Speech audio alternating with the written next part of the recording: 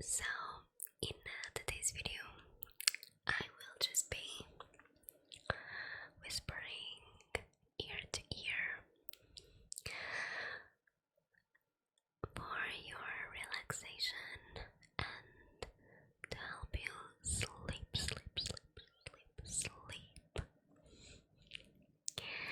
So, I'll just be rambling. This was an idea that someone gave me. So, just to give you some context,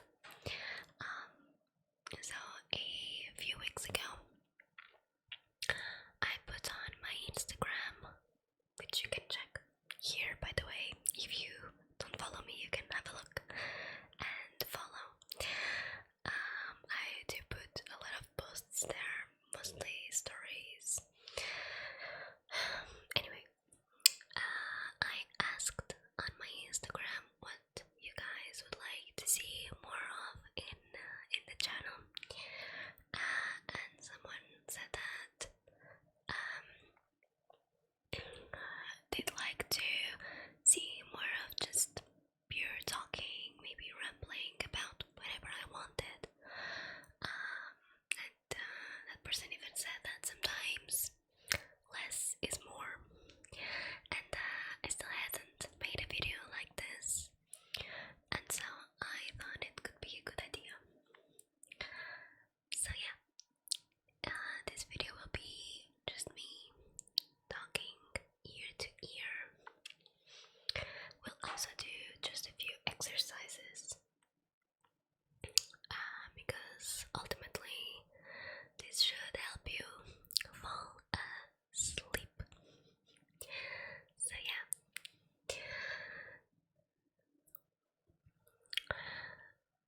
So what I will be talking about in this video will be mainly about my plant journey. So yeah, I did need to find some kind of theme to talk about, because I'm not particularly good at improvising, so I needed at least to know what I would be talking about for the video. So yeah, but anyway,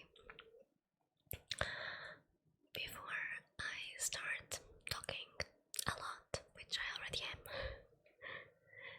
about my plants, let's do together just a quick breathing exercise.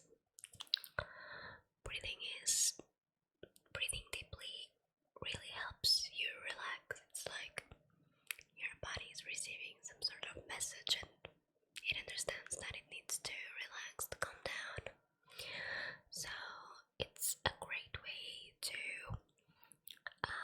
quickly just calm down if you're feeling a bit stressed, anxious. I do recommend you to just take one moment and take a deep breath in and out, count to 10, and I guarantee you, maybe you're not gonna be 100% good after you do that, but I can guarantee you will feel a bit better. So it is a quick fix for when you're not feeling very good. Anyway, so let's do the quick exercises, the breathing exercises together, okay? So, you ready? It's okay if you're in your bed, laying down, you can do this exercise anyway. It's very good. So, breathe in, hold it for 1, 2, 3, 4, and breathe out.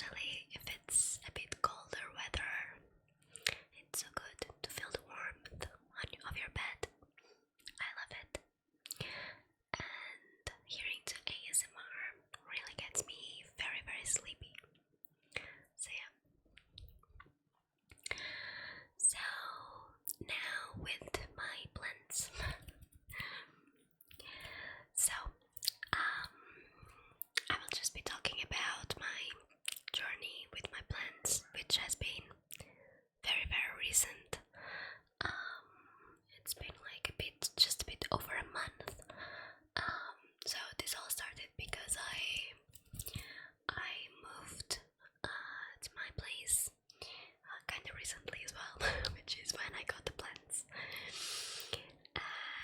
And so, yeah, it's something that I actually didn't plan to just get mad about plants and start getting plants everywhere. But when I got my first plant, I just realized just how relaxing it was to have the plant and to take care of it and to see the growth of it, and it's just so nice. And then it's green, which I love, and it's great for the house decoration as well. The place looks lively and it looks beautiful. And yeah, so well, my decoration at home, it's still lacking a lot of stuff. I don't even have the full furniture yet. But yeah, but I got the plants and I got one, and then I felt like, oh, it needs another and another and another, and I still don't have many plants, but it's something that I do plan on getting many more. So anyway, I'm getting a bit lost in the way I'm talking, but so I will be talking about the plants that I have. So the first plant that I want to talk about, it's actually the plant that is behind me, which I will show a bit closer. So this is the plant that I'm talking about.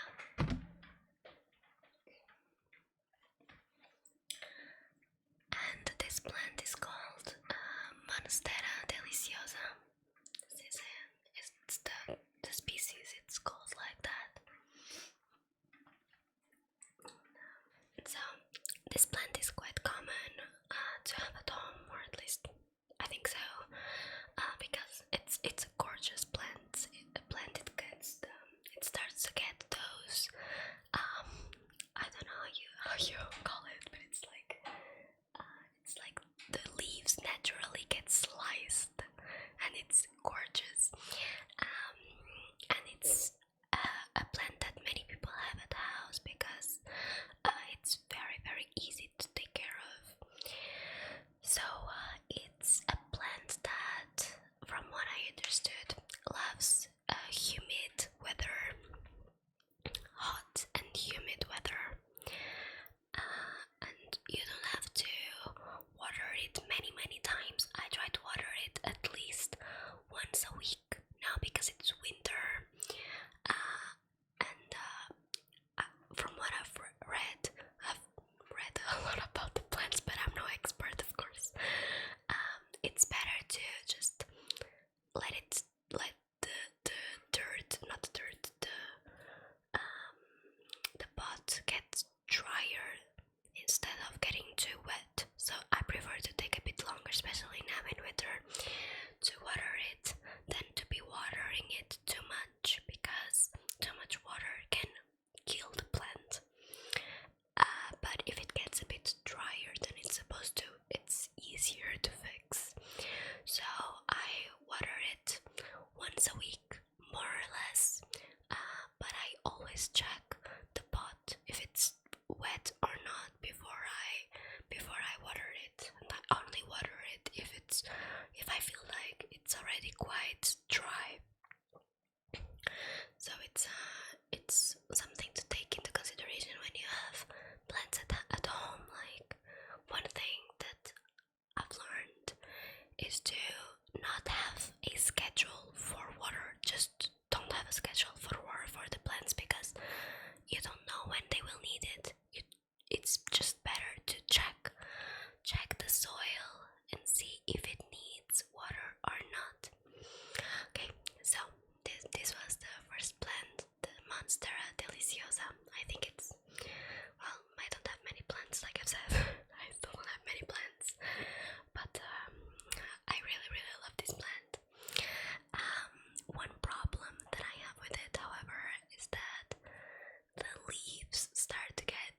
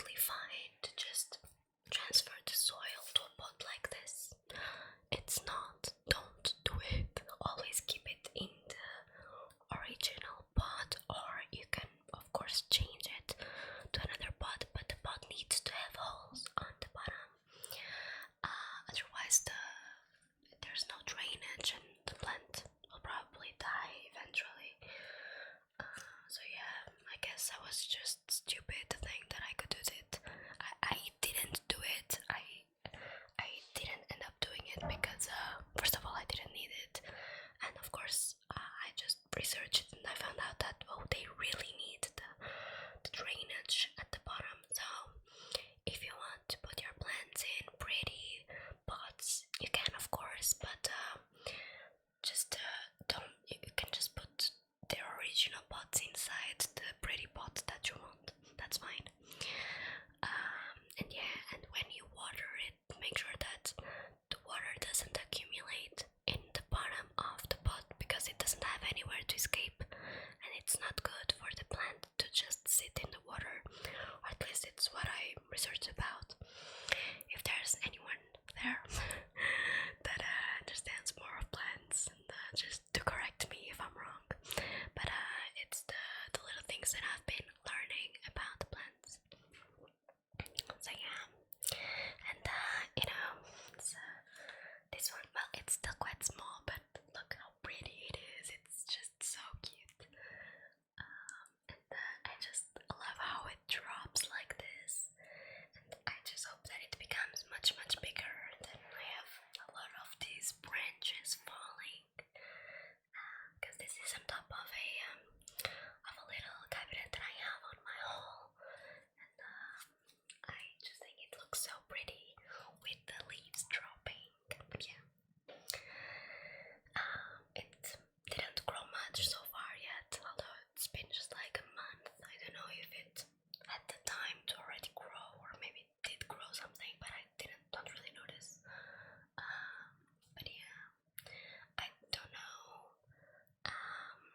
This one, I think it doesn't need a lot of light, or at least I keep it in a place where it doesn't have not direct light for sure. The part where I have it, it's like part shade, part light. The truth is that it's not very strong, the light that this plant has, so maybe that is part of why it's also not growing that much. Maybe it needed a bit more light. So yeah, that could be a problem. For example, the Monstera, it doesn't like direct light, but it does like a lot of indirect light. So it's good to keep it in a place where you have a lot of light without receiving it directly from the sun. Although I must confess, now it's still winter, and I do put my Monstera receiving a bit of direct light because I know it's not strong. And well, I hope I'm not making a mistake. In the summer, I obviously wouldn't do it because I know that the leaves are quite sensitive to the sun, to the strong sun. But now during winter, the sun is it's really not strong, not hot or anything, of course. So I do put it to receive. It's really just like 2-3 hours of sun a day, direct sun. So I hope it doesn't hurt it or anything. Oh, another thing that I do with my Monstera that I forgot to to mention. So anyway, as I was saying, you'll probably call me crazy about this thing that I'm about to that I do with my Monstera, and it is probably crazy. So since I know that this plant loves humid and hot weather,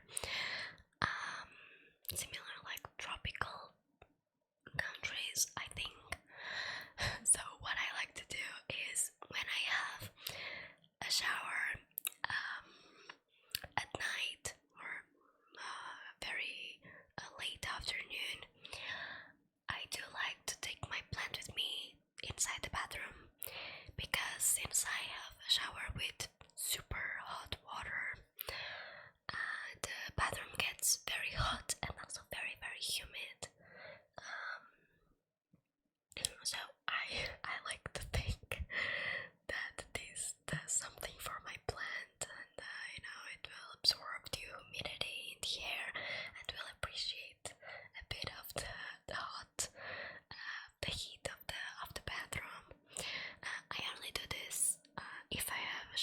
in the late afternoon or night because I don't want to deprive it from natural light.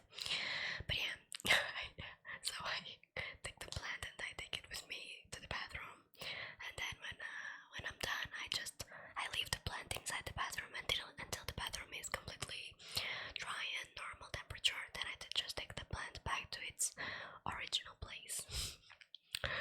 So yeah, I'm not sure if this does anything for it. I like to believe that it does, that she appreciates it, but I don't know if it does. But yeah, anyway, another plant that I have, which is a huge one, it's my biggest one, is a Yucca plant. Now, this plant, I think it's also quite common to have indoors, because this plant is super easy to take care of, even easier than the Monstera. So if you want a plant or you don't know what to get, I guess I would recommend this one, because the Yuccas are practically indestructible. Like, you can just leave it without water, probably even for over a month, and the plant would be like, you know what, that's okay, I don't care about the water that you're not giving me. So yeah, well, obviously not recommended for you to do this, but yeah, it's okay. The plant won't mind it. What it will mind is if you water it too much.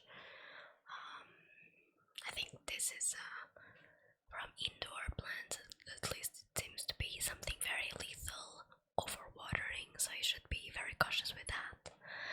I certainly am. So with my Yucca, now it's winter, so it's obviously not even hot inside, and the Yuccas love dry and very hot weather. I think it wouldn't even mind direct sunlight, although in my living room it's a bit hard for her to get it. So I water it like once every 2 weeks or so. I always check the soil, of course, before watering, because especially the Yucca, it's better to just leave it drier than too wet. So I make sure to not put too much water or not water it too much. And I try to water it once every 2 weeks, and that's totally fine. And this plant is just so gorgeous. I put it in a tall vase, so it's very tall in my living room, and I love it. My Monstera is a bit small in comparison, although the Monsteras are plants that that get quite big. Well, I hope mine will, but yeah. So yeah, Yucca's very easy to take care of. If you want a plant, I recommend. Also gorgeous, practically indestructible. If you want, you can even put it in somewhere with very low light. It will be fine. It probably won't mind it so much. Although Yucca's pretty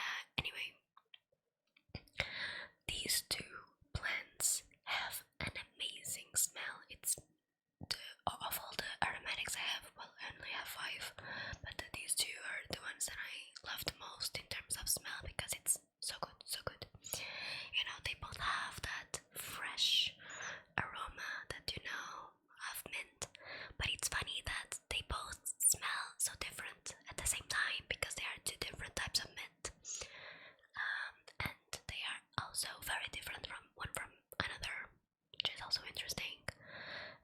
The chocolate mint is like has a bit darker leaves, and the branches are also taller as the whether the and the other mint is like more ground plants, so to say. It doesn't grow so much tall, I think, or at least mine isn't growing that much taller.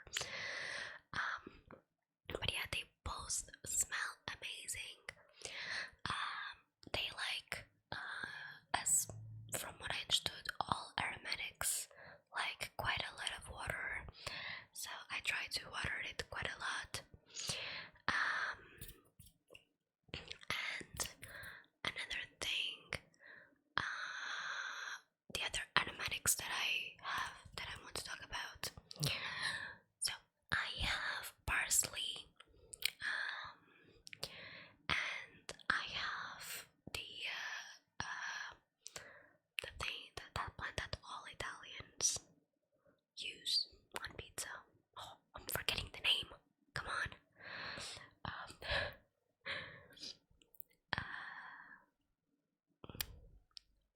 I completely forgot the name of it. It's one of the most used plants in Italian cuisine. Anyway, I'll put the name here because I'm completely forgetting. And I have the other plant that I have is chives. I think that's the name. Sorry, because I know the names in Portuguese and now I'm missing them in English.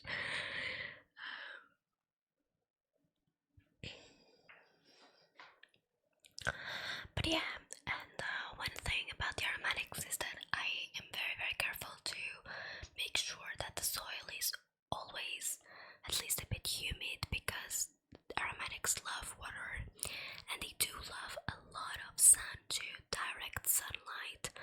So I make sure that those plants get a lot of direct sunlight. The mints, I think, don't need so much sunlight, but the other three do need a lot of sunlight, direct sunlight, and to have the soil always very humid. So I am very careful about that. And yeah, and finally, the last plant that I have, which I'm not sure if I can even consider it a plant, is just a pot of cat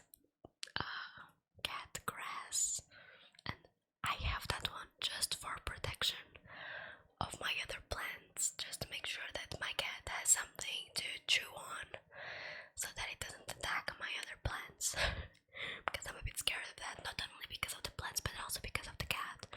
Because, for example, the Monstera, this one is toxic for the cat, so I try to keep it always in a tall place, and I try to be a bit vigilant to make sure that my cat doesn't want to chew on it. It doesn't seem like she has any interest in it, which is good. But I'm always a bit careful with that, also because at first I didn't know that plants could be toxic for animals, and there are a lot of plants that are toxic to animals. So I try to be quite cautious with that because I didn't know it, and when I found out I panicked a bit. But it's fine as long as my cat